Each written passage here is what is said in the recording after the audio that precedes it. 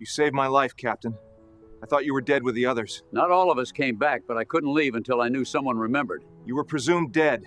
You're not from around here. Come on, keep moving on. The young soldier waved dismissively as if brushing away a fallen leaf. The old man said nothing. He just lowered his eyes, adjusted his broom handle, and stepped back into the morning mist. Then the gate opened.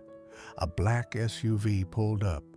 A decorated general stepped out from old wounds, his medals gleaming in the dawn light. He stiffened, staring at the gatekeeper, and with a voice cracked by decades of memories, he whispered, "Captain Samuel Walker, is that really you?" Right then, everything the soldiers thought they knew shattered, and the truth about the quiet man with the broom began to unfold. Every morning, as the pale Nevada sun shone down on the roofs of Fort Jefferson, a familiar figure appeared near the east gate. Samuel Walker, 72 years old, soaked in time, and something deeper that no one could quite name. Wearing a faded canvas jacket and worn-out work boots, he arrived right on time. Never late, never early. He never spoke, just swept. His old broom with its weathered wooden handle moved in steady, rhythmic strokes. Not rushed, not lazy, but with a quiet precision that caught your eye if you paused long enough to notice. He worked methodically, from left to right, from the curb to the gate, the sidewalks, the gutters, even the patches of ground beside the chain-link fence. He moved like a man who once gave orders, but now followed none. Most of the young soldiers barely noticed him. Some glanced his way, maybe chuckled, "Just a fixture folks used to joke." Another mumbled, "Maybe he thinks he's doing something important." They saw his gray, twisted beard and figured him for eccentric or worse, irrelevant. Only a few treated him differently. Private First Class Ethan Brooks was one of them, a second-generation soldier, soft-spoken and more observant than most. One chilly morning, he brought Walker a bottle of water. Another time, a hot cup of coffee left quietly on the stone ledge. He didn't say much, just nodded. And Walker would nod back, almost like a greeting between ghosts. No one knew where the old man came from. He never entered the base, never crossed the yellow security line. He just swept and watched, staring through the gate as if searching for something or someone on the other side. To the higher-ups, he was harmless at worst, a nuisance. No one filed a report. No one checked his name. Because really, what harm was there in an old man with a broom showing up on time cleaning more than the maintenance crew and vanishing before noon? But Jason saw something in him. There was something in his posture, the way he stood when the flag was raised, hinting at another story. A story no one bothered to ask about. And Walker, he never asked for anything. Not food, not money, not even thanks. He just swept and waited. Ethan Brooks couldn't say what drew him in more. Maybe it was the way the old man's eyes flicked up every time a military jeep rolled through the gate, or how he subtly stiffened, not from fear, but with the reflexive stance of a man long trained to be ready for battle. Most soldiers passed by without a second glance, but Jason started to notice the oddities. It all began on a morning when the sun was still low and the fog hadn't lifted yet. Jason was patrolling near the east gate, pausing for a sip of coffee and a look at Walker.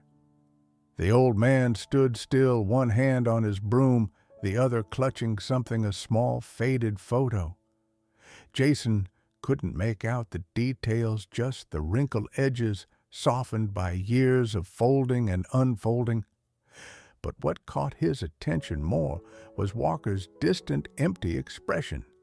Not quite sadness, but like a man searching, trying to reclaim a ghost he'd lost decades ago. A few days later, Jason noticed something unusual. A strong wind whipped Walker's jacket as he bent to pick up a gum wrapper. And in that brief moment, Jason spotted a faded name patch on the inside lining, a Walker. Jason's mind started racing. Walker.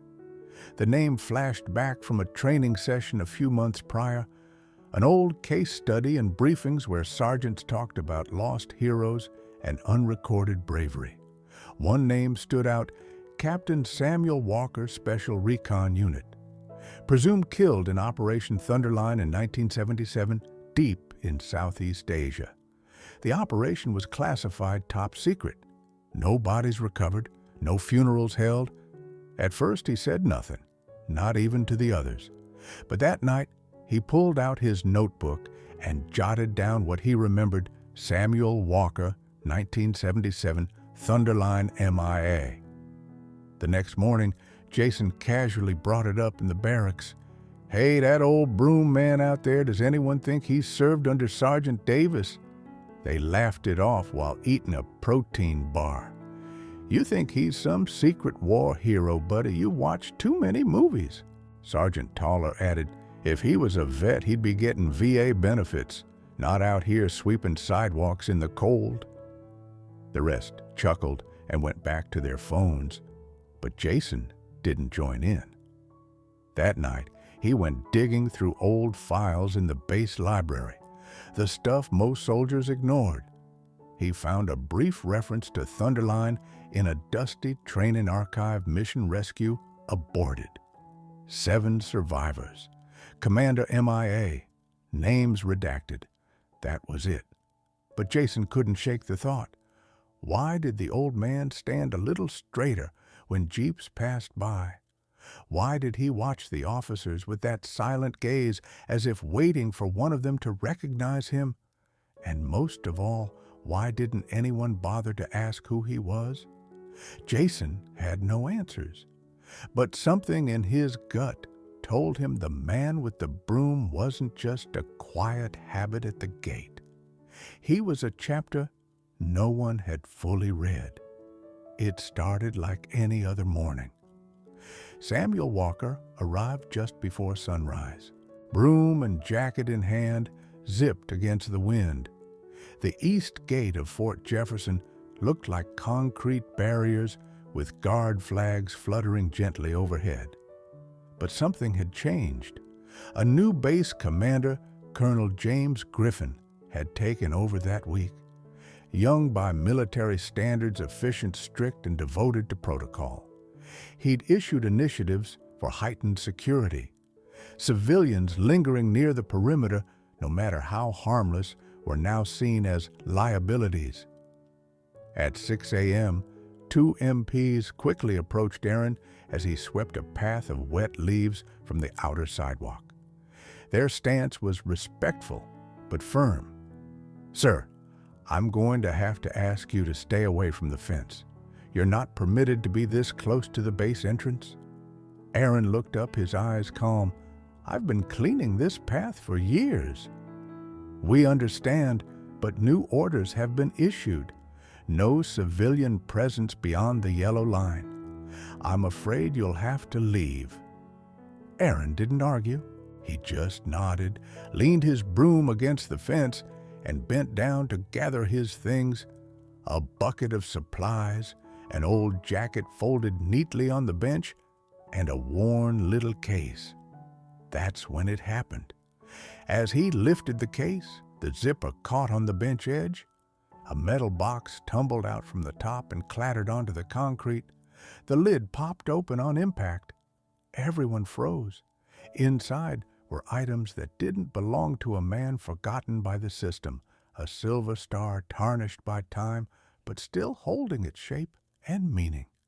A ragged unit patch with scorched edges, the faded words of Special Recon barely readable.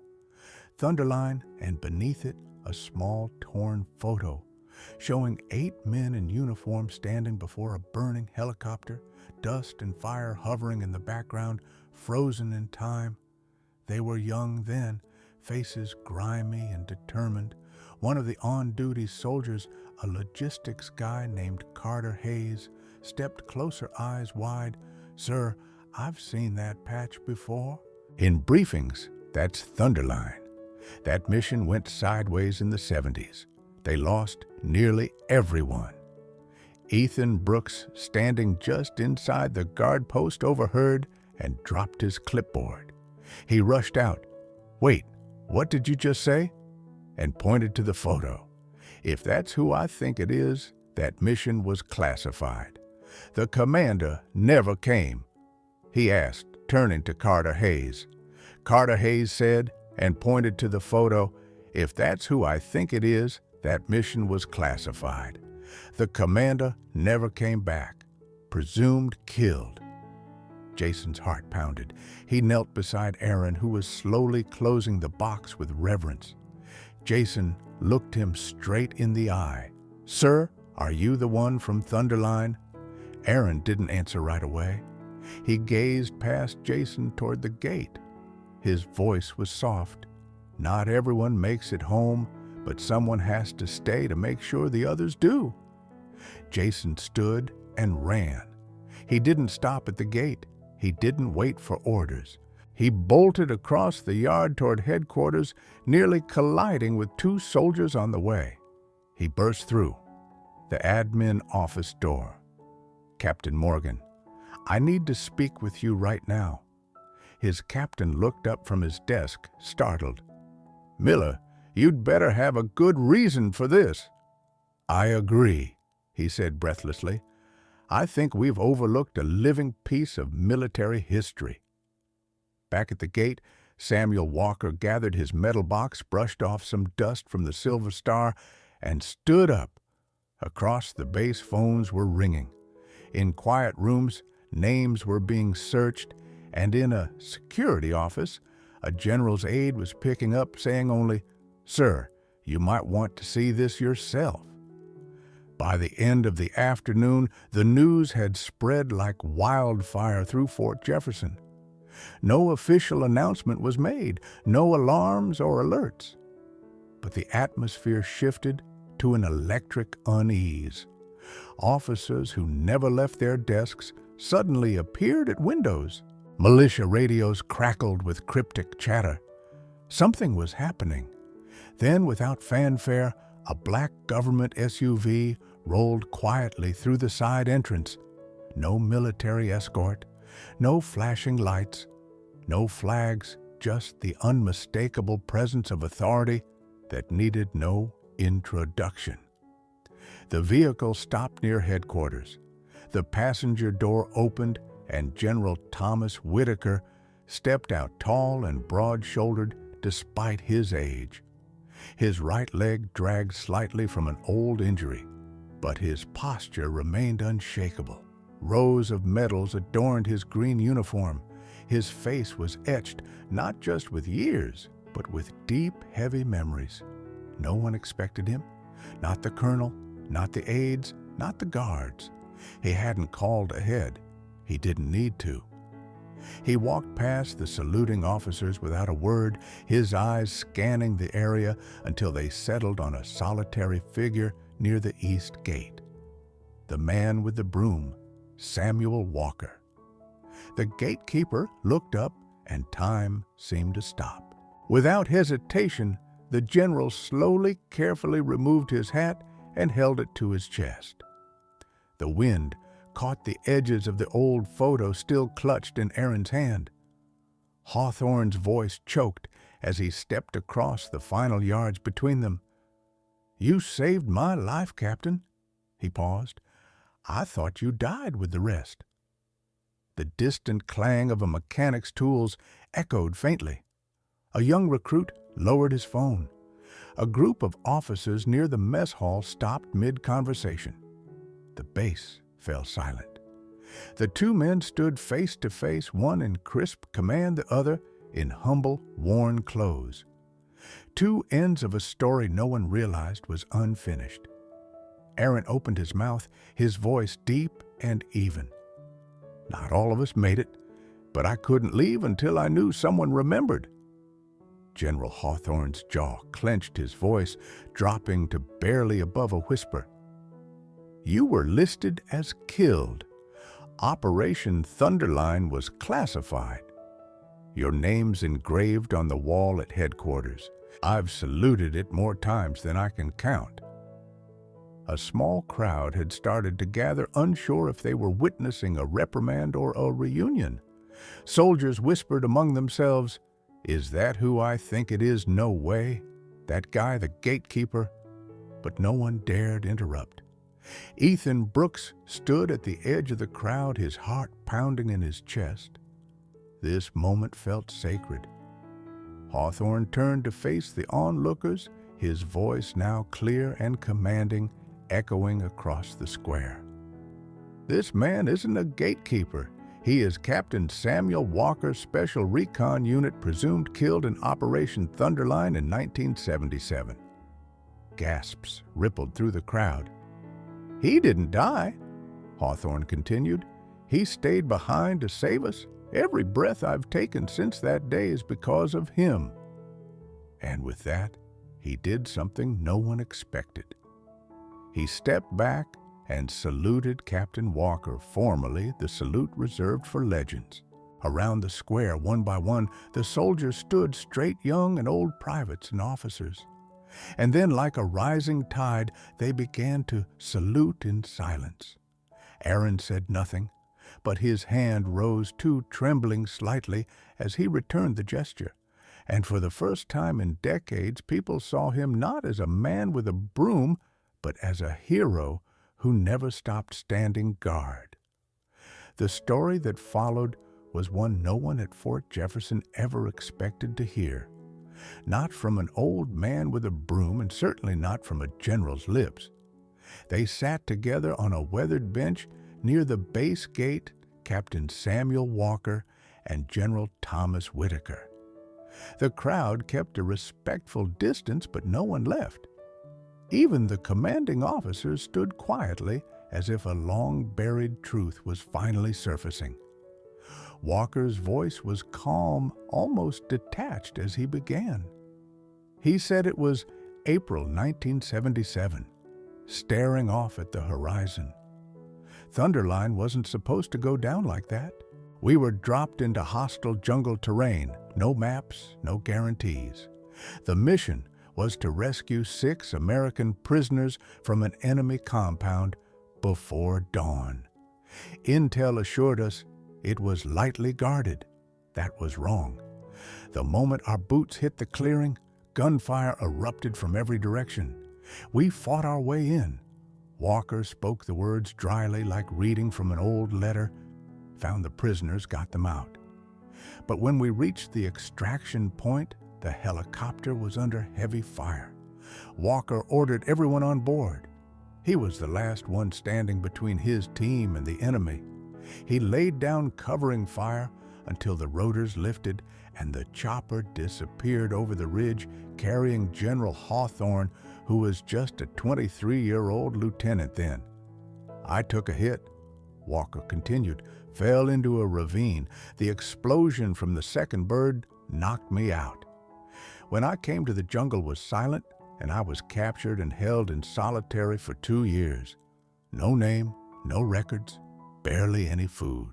I'd destroyed my ID during the op, and the trauma, both physical and mental, left me disoriented for months. When I was finally rescued in a prisoner exchange, the military didn't recognize me. They didn't know who I was," he said, "and truthfully, neither did I. They sent me to a VA hospital under another name, said I was a John Doe with military tags. I wasn't in any state to argue.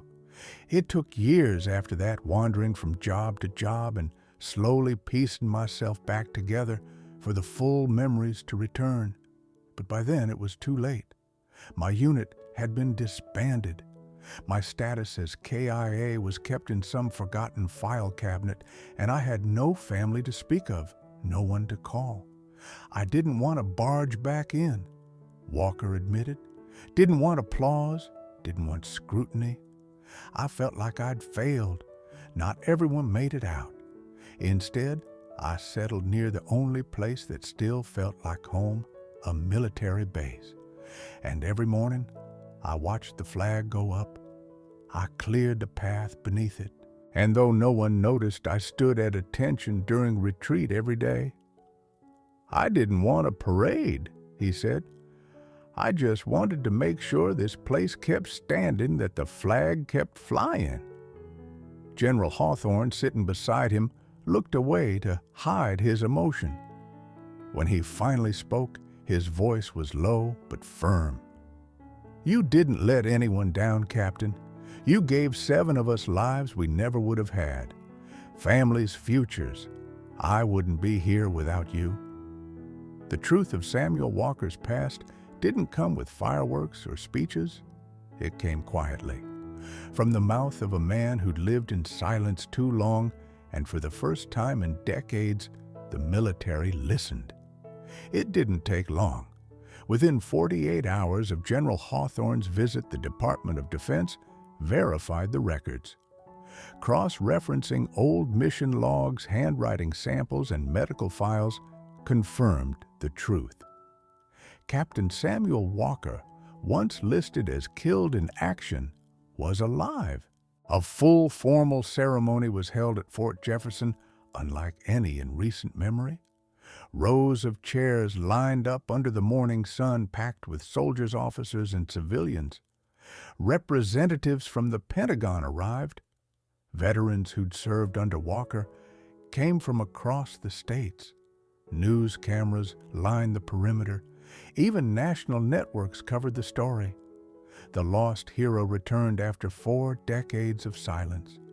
But Samuel Walker wasn't near the podium.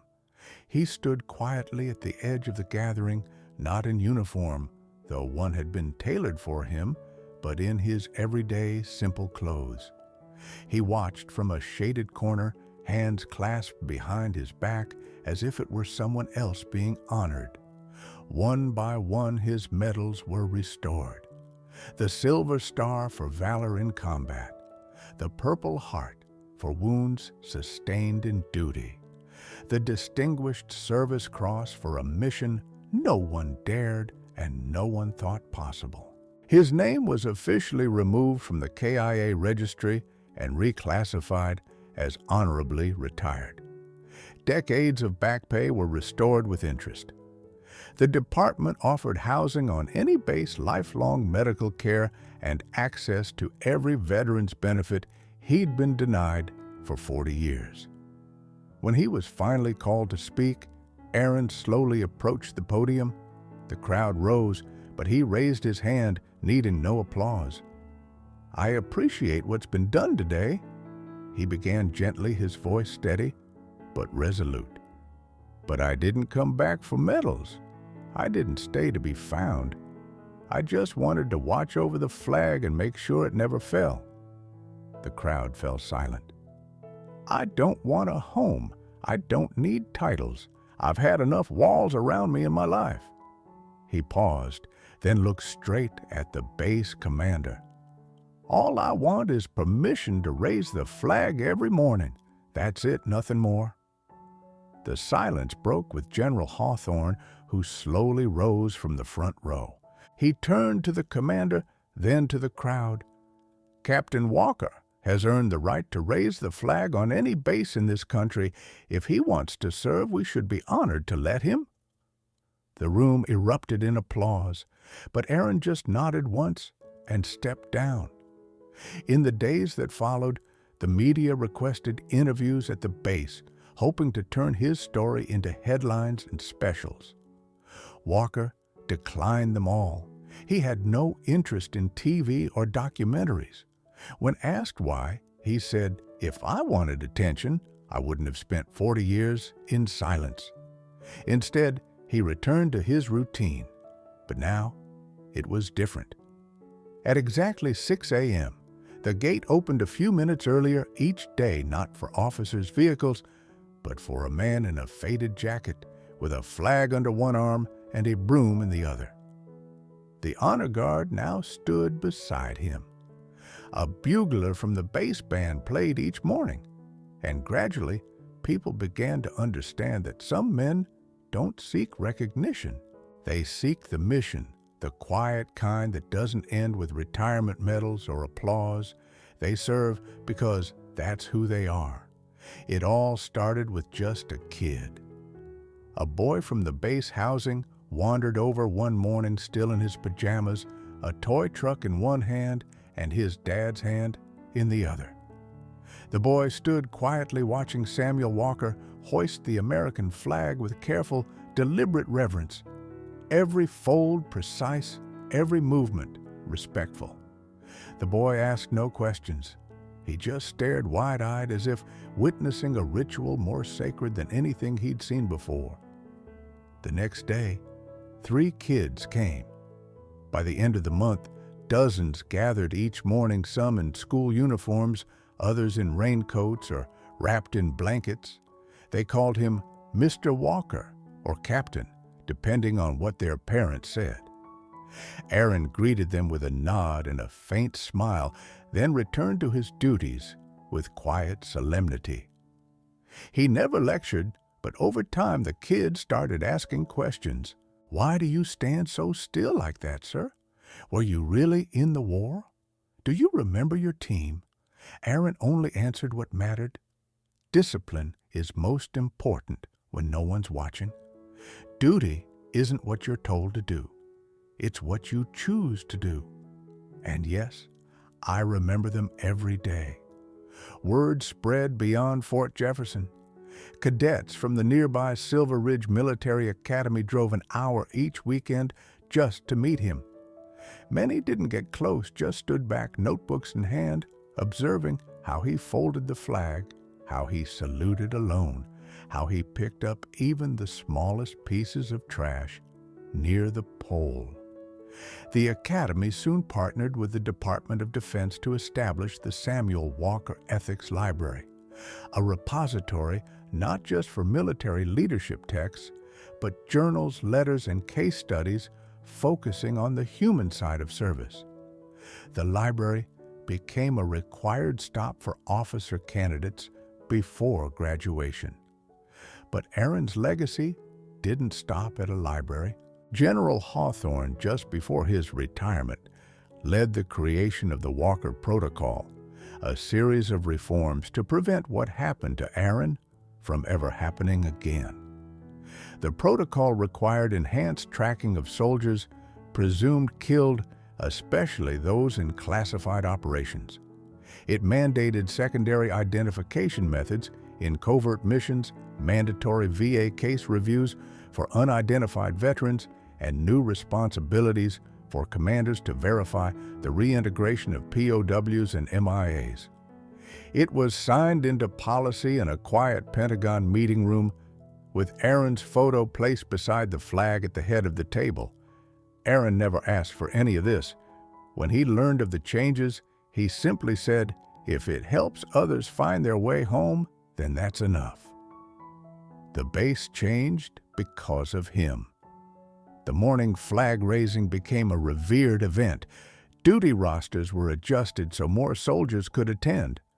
School buses stopped 5 minutes early for the kids to watch. Officers began mentioning his name in leadership briefings, not to inspire greatness, but to remind them of the power of unseen sacrifice. Aaron never took the podium. He never accepted honorary degrees or wrote memoirs. But in his quiet presence, something unshakable took root. He became the base's conscience, its memory a living reminder that some heroes aren't buried with trumpets or glorified in textbooks. They walk among us with a broom in hand, a flag in their heart. And every morning at Fort Jefferson, as the national anthem played and the stars and stripes waved against the sky, those gathered knew they weren't just watching a flag being raised. They were witnessing a legacy in motion. In the years after the ceremony, Samuel Walker lived a quiet life as always. He turned down the offered base housing and chose a modest studio apartment in a peaceful neighborhood 2 miles away. No luxuries, no plaques on the wall, just a small bookshelf, an old armchair, and a wooden box in the corner holding his broom and folded uniform. Each morning before the base awoke, he walked the path he'd memorized. Same time, same route, same purpose. He continued to raise the flag at Fort Jefferson every day, rain or shine, snow or desert heat. Even on days when his joints ached or his breath came short, he never missed. And each morning, the kids still came. The soldiers still saluted. The chaplain often said Aaron's silent presence did more for morale than any policy or speech. On his 80th birthday, the base held a simple gathering under the flagpole. No film crews, no media, just the important folks. Humble and heartfelt gifts. A hand-carved walking stick from a wounded Marine in the base rehab unit. Dozens of handwritten letters from military kids filled with drawings and questions. Ethan Brooks now, a sergeant, read aloud a note signed by the entire morning shift. For the man who reminds us of the true meaning of service, we stand because you stood first. General Hawthorne, now retired, attended too. As the two sat alone afterward, Aaron looked at him with quiet disbelief and said, "I never expected to be remembered." The general smiled and replied, "That's always been your blind spot, Captain. You never understood how memorable you are." Aaron passed away peacefully 5 years later. No fuss, no written last words. Just an old soldier sleeping, his hand resting on the stick beside his bed. His military funeral drew hundred soldiers, veterans, cadets, kids, and strangers who'd heard the story once and never forgot. But the true tribute came the next morning. At exactly 6:00 a.m., 7 American flags were raised simultaneously at 7 military bases across the country. Each flag raised by a young soldier who'd met Samuel Walker or grown up hearing about him. Each flag folded afterward and presented to a local school with a simple handwritten note. Heroism isn't about medals. It's about the choices no one sees. The message was signed simply by a friend of Captain Samuel Walker. And long after he was gone, the quiet man with the broom continued to teach, not through commands or glory, but by living a life of silent dedication. He asked for no rewards. But in the end, he became the standard by which others measured service. Look back at the janitor sweeping your school hallway, the bus driver who never stops in rain or shine, the quiet man with the stooped back sitting alone in the park folding a flag no one asked him to raise. Maybe he once stood in the line of fire for you. Samuel Walker never sought recognition. He never asked for rewards or even a welcome. But through his silent service, steady hands, and unyielding presence, he reminded us all that duty never fades and honor never dims with time. His broom was never just a tool. It was a symbol of what he still believed, that every day, every person, every flag is worth tending, even when no one's watching. If you ever meet someone like Samuel Walker, say thank you.